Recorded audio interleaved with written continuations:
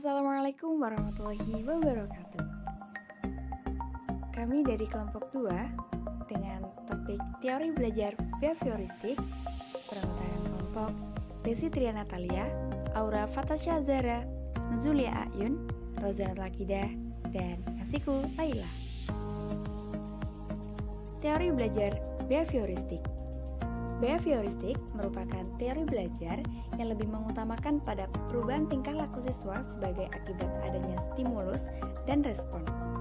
Teori belajar behavioristik adalah sebuah teori yang dianut oleh Gage dan Berliner tentang perubahan tingkah laku sebagai hasil dari pengalaman. Teori ini lalu berkembang menjadi aliran psikologi belajar yang berpengaruh terhadap arah pengembangan teori dan praktik pendidikan dan pembelajaran yang dikenal sebagai aliran behavioristik. Prinsip dalam teori belajar behavioristik. Yang pertama, reinforcement and punishment.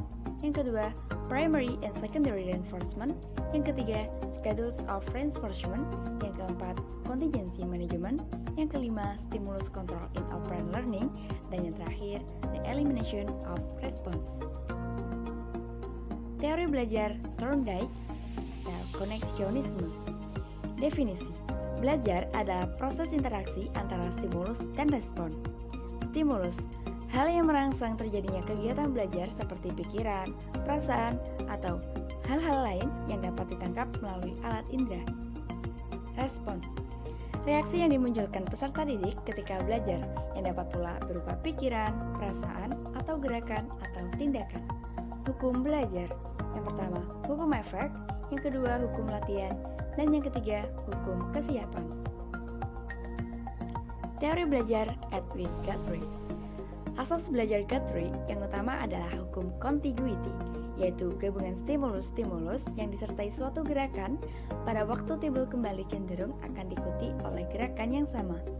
Belajar terjadi karena gerakan terakhir yang dilakukan mengubah situasi stimulus, sedangkan tidak ada respon lain yang dapat terjadi. Peserta didik perlu sesering mungkin diberi stimulus agar hubungan stimulus dan respon bersifat lebih kuat dan menetap. Guthrie juga percaya bahwa hukuman atau punishment memegang peranan penting dalam proses belajar.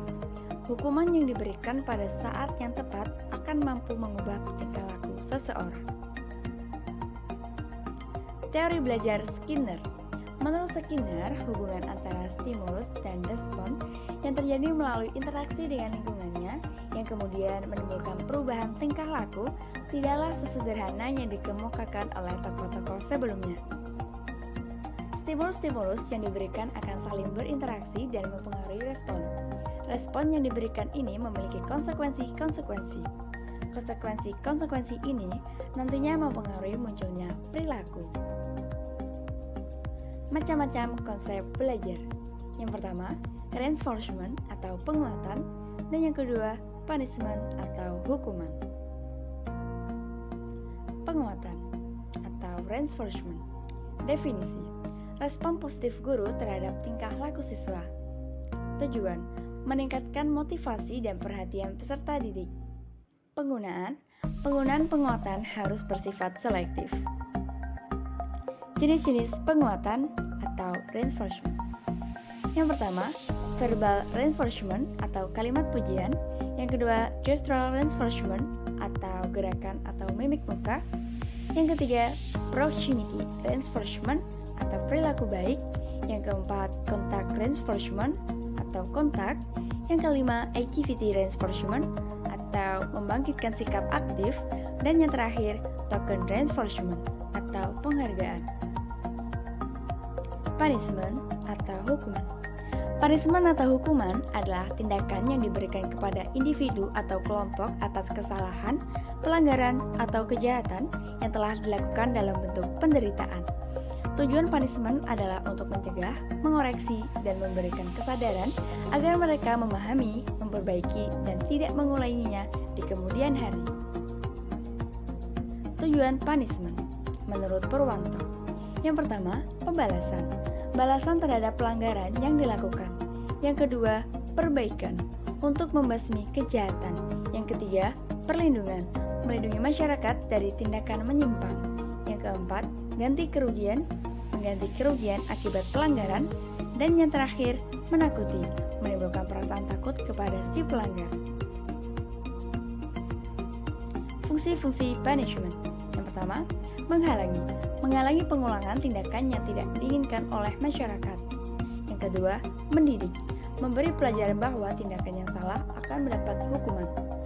Dan yang terakhir, memotivasi, akibat-akibat tindakan yang salah perlu sebagai motivasi untuk menghindari kesalahan tersebut.